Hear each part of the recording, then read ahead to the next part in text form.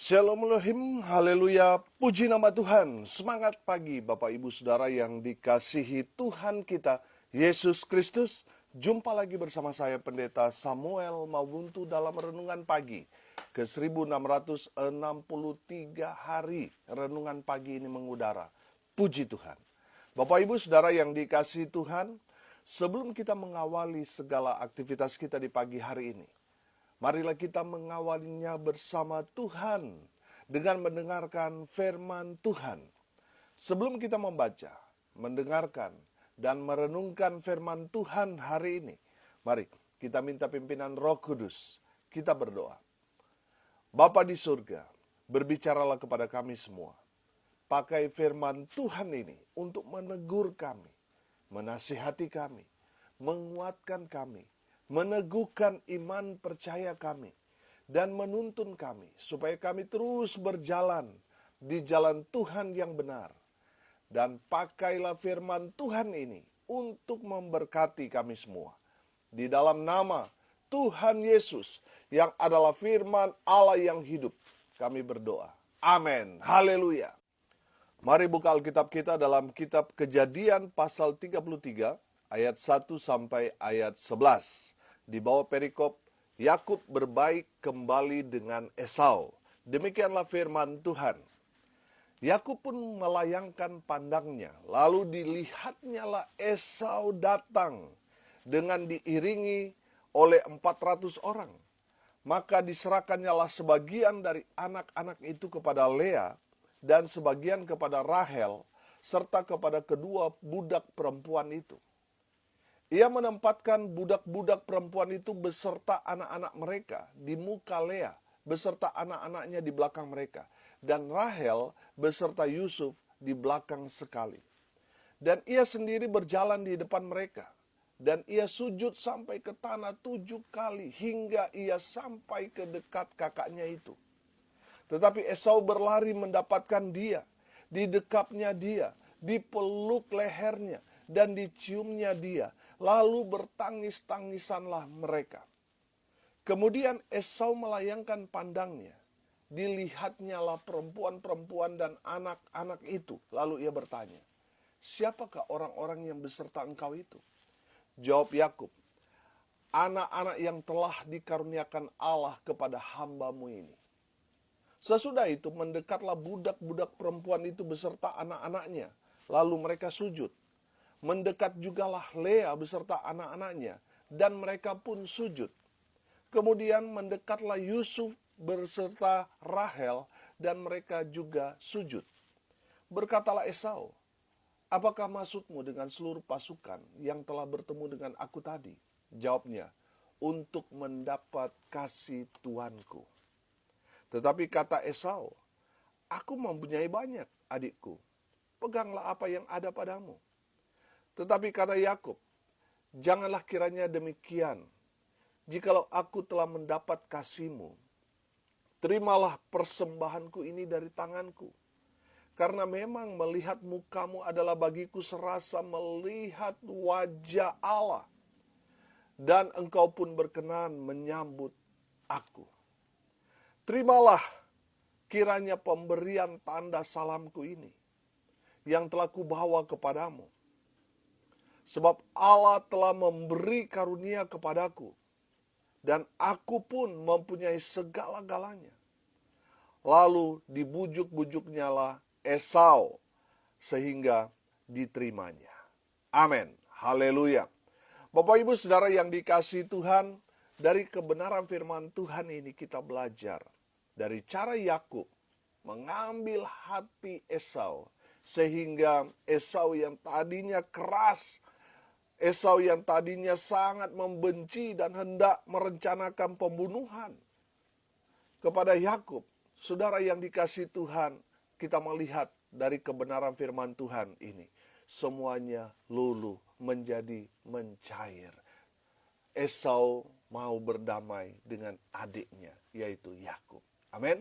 Saudara yang dikasihi Tuhan, mari kita belajar dari cara Yakub untuk mengambil hati kakaknya Esau sehingga Esau mengampuni dia. Yang pertama saya belajar di sini, Yakub berserah diri penuh. Amin. Saudara yang dikasihi Tuhan, Yakub berserah diri penuh kepada Tuhan dan kepada situasi, kondisi, apapun yang akan terjadi pada dia pada saat itu. Yakub berserah diri, pasrah. Amin. Saudara yang dikasihi Tuhan, saya belajar di sini. Ketika kita berserah penuh kepada Tuhan, Tuhan yang ambil alih situasi dan kondisi itu. Tuhan akan mengendalikan semuanya. Amin. Karena apa? Janji Tuhan kepada Yakub, kepada kita semua. Tuhan menyertai kita. Amin. Saudara yang dikasihi Tuhan, firman Tuhan berkata di dalam kitab Amsal 16 ayat 3. Serahkanlah perbuatanmu kepada Tuhan, maka terlaksanalah segala rencanamu. Haleluya. Saudara yang dikasihi Tuhan, serahkan semua apa yang menjadi usaha pekerjaanmu, apa yang menjadi persoalan pergumulanmu. Maka semua yang saudara rencanakan, rindukan, cita-citakan, semuanya akan terlaksana. Karena Tuhan yang beracara. Di saat kita berserah diri penuh kepada Tuhan, maka Tuhan yang ambil alih persoalan pergumulanmu. Amin. Saudara yang dikasihi Tuhan, selama kita masih memegang, selama kita masih melakukan itu, Tuhan akan berdiam diri. Coba saudara lihat. Ketika kita berdoa, kalau kita masih bisa lakukan, saudara, sepertinya Tuhan berdiam diri. Tidak menolong, tidak beracara dalam kehidupan kita. Karena kita masih bisa secara manusia melakukannya. Tapi di saat kita sudah tidak bisa melakukannya, saudara, secara manusia, dengan kekuatan kita manusia, dan akhirnya kita berserah penuh kepada Tuhan, dan sudah melihat apa yang terjadi, mujizat. Amin. Saya pernah nggak mengalami hal seperti ini. Ketika saudara sudah bergumul, sudah berdoa, tapi sepertinya Tuhan nggak dengar, Tuhan nggak jawab. Sepertinya seperti itu, saudara. Dan akhirnya saudara berserah diri. Ya terserah Tuhan lah. Di saat saudara berserah diri seperti itu, saudara melihat pertolongan Tuhan. Amin. Saudara yang dikasihi Tuhan, Tuhan mau itu kita seperti itu. Berserah diri penuh kepada Tuhan. Maka saudara akan melihat Tuhan beracara, Tuhan melakukan mujizat dalam kehidupan saudara. Amin. Lihat Yakub, dia berserah diri, saudara. Dia berserah diri penuh kepada Tuhan. Dia terserah Tuhan. Lakukan apa? Yang penting saya melakukan apa yang menjadi bagian saya. Taat pada firman. Iya kan? Itu yang Yakub lakukan. Saudara yang dikasihi Tuhan, lihat apa yang Tuhan kerjakan kepada Yakub. Orang yang sangat membenci Yakub, Tuhan membuat hatinya cair. Sehingga orang yang membenci Yakub berbalik 180 derajat. Justru merangkul dia. Justru memeluk dia dengan kasih. Amin. Kalau saat ini saudara memiliki satu pergumulan yang begitu berat, serahkan semuanya kepada Tuhan. Berserah kepada Tuhan. Maka saudara akan melihat orang-orang yang membenci saudara, Tuhan akan balikan orang-orang yang menerima saudara apa adanya. Orang yang tadinya tidak suka dengan saudara, justru Tuhan balikan untuk mendukung saudara. Amin. Haleluya. Berserah diri penuh kepada Tuhan. Haleluya. Yang kedua saudara, dari Yakub kita belajar. Yakub merendahkan dirinya. Saudara yang dikasihi Tuhan, Yakub melihat bahwa Esau datang. Semakin dekat dengan dia, saudara. Semakin ada ketakutan dalam dirinya. Saudara perhatikan apa yang dilakukan Yakub. Yakub bersujud sampai 7 kali. Amin. Saudara yang dikasihi Tuhan, Yakub merendahkan dirinya. Saudara yang dikasihi Tuhan, mari kita belajar dari Yakub. Kita harus belajar merendahkan diri kita di hadapan Tuhan. Amin. Saudara yang dikasihi Tuhan, saya percaya orang yang merendahkan dirinya akan diangkat tinggi oleh Tuhan. Tapi mereka yang tinggi hati, mereka akan direndahkan. Artinya apa, saudara? Mereka akan dipermalukan. Saudara yang dikasihi Tuhan, orang yang tinggi hati adalah orang yang tidak mau dengar firman. Mereka orang yang sombong. Mereka orang yang tinggi hati di hadapan Tuhan. Mereka yang tidak mau menerima teguran. Saudara, itu juga orang sombong, saudara. Saudara, ada berapa banyak orang yang ketika ditegur marah, saudara. Memberontak, saudara. Itu menandakan dirimu terlalu tinggi di hadapan Tuhan. Tidak mau merendah. Saudara yang dikasihi Tuhan, kalau kita ditegur oleh hamba Tuhan, oleh firman Tuhan, mari kita mau terima dengan rendah hati. Bukan sok, bukan mau melawan, jangan saudara. Kita sendiri yang akan kena dampaknya. Ketika kita ditegur, Tuhan mau mengajar kita, belajar rendah hati. Ketika kita ditegur kan ada dua pilihan. Kita menerimanya dengan kerendahan hati, atau kita mengeraskan hati, kita menolak teguran itu. Saudara yang dikasihi Tuhan, ketika kita ditegur, mari kita mau merendahkan hati kita. Amin. Haleluya. Saudara yang dikasihi Tuhan, belajar dari Yakub.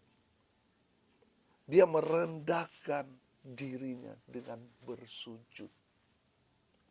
Dan diikuti oleh Lea dan anak-anaknya serta budaknya. Demikian juga dengan Rahel dan anaknya, budaknya, sujud. Saudara yang dikasihi Tuhan, saya menangkap di sini.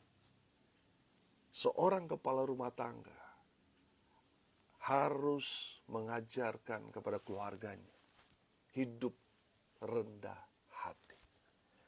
Ketika kepala rumah tangga rendah hati, anak istrimu akan mengikuti karaktermu.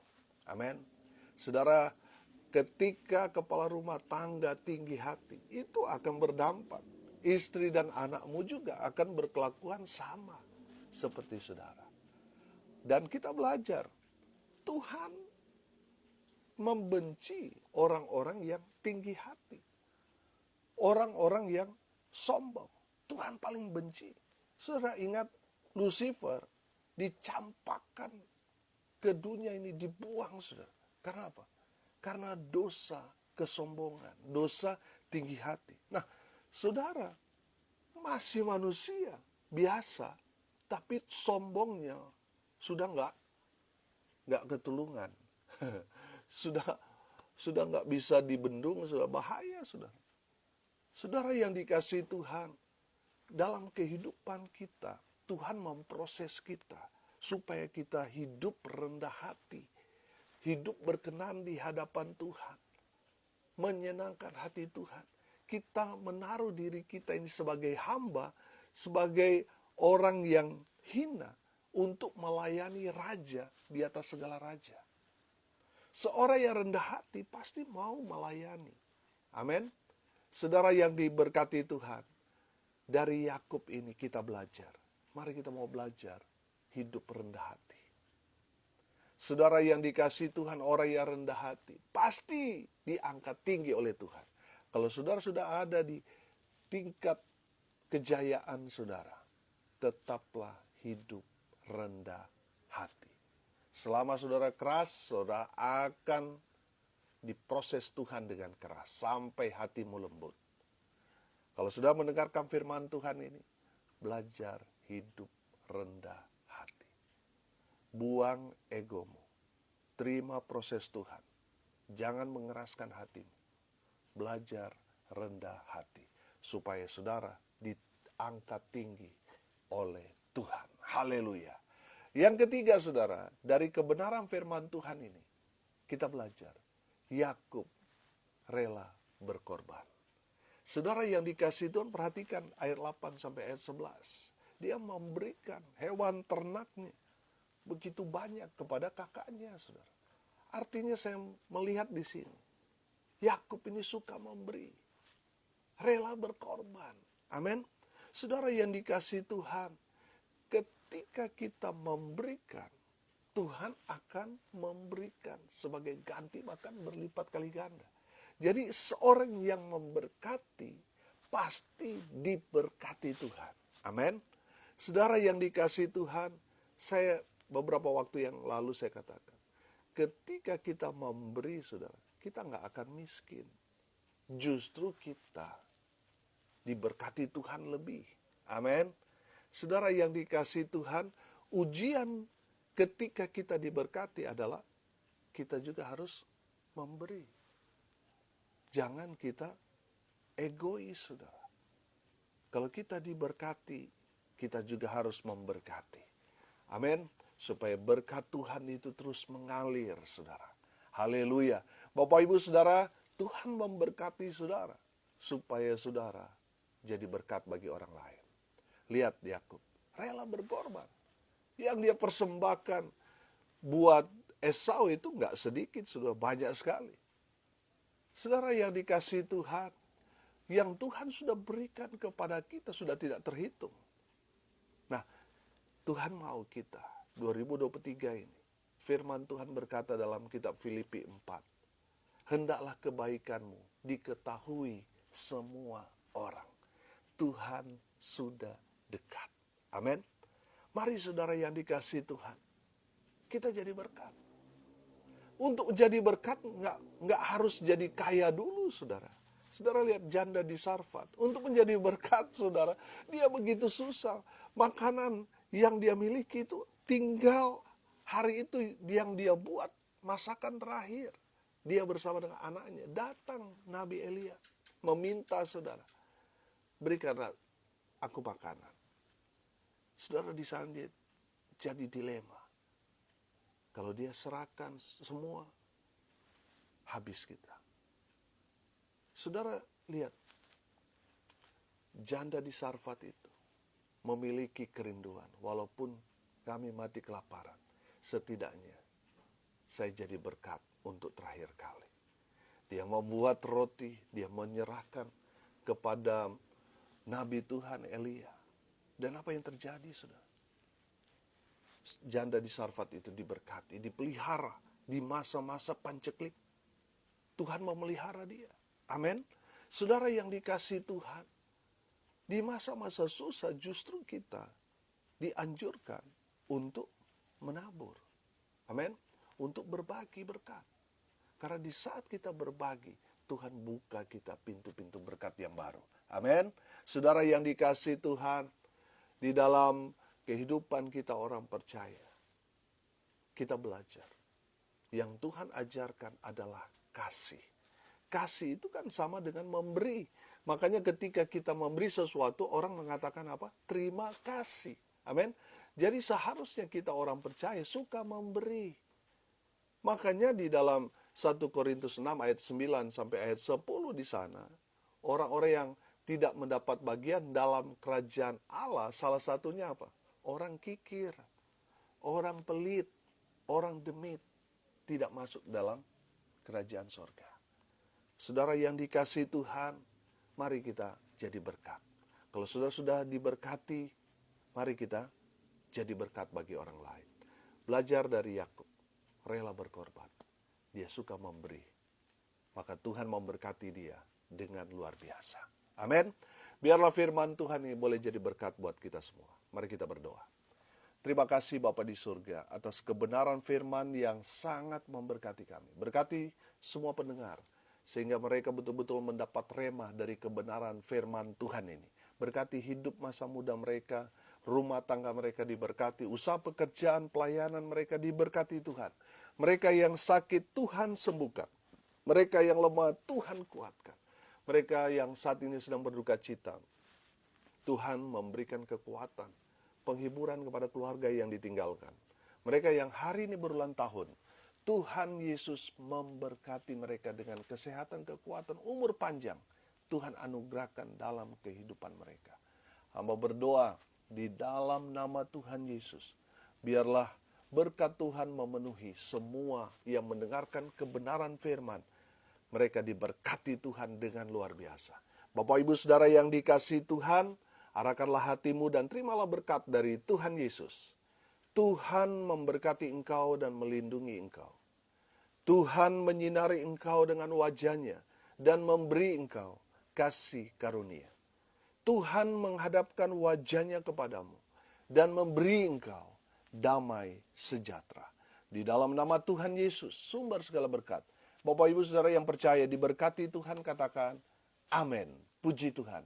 Bapak Ibu Saudara yang dikasihi Tuhan, kalau saudara merasa diberkati melalui renungan pagi ini, bagikan juga kepada saudara-saudara yang lain, agar mereka juga diberkati. Karena untuk itulah kita dipanggil, untuk jadi berkat. Salam kasih dari Bali, saya Pendeta Samuel Mawuntu. Sampai jumpa besok pagi. Tuhan Yesus memberkati kita semua. Haleluya.